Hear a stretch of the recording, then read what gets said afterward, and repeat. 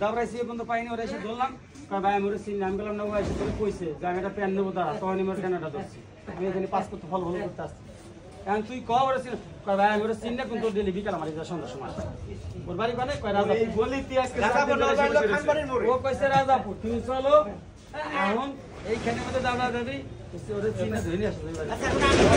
দেখলে 100% আমি তোরে কই আলামিনীর ঘরে হন আমি তো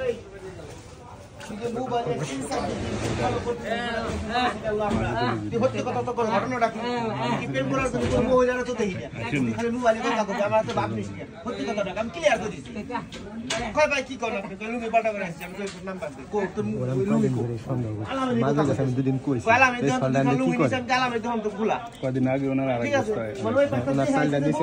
কারণ কি ওই সালটা চান্সেস উনি নামাজ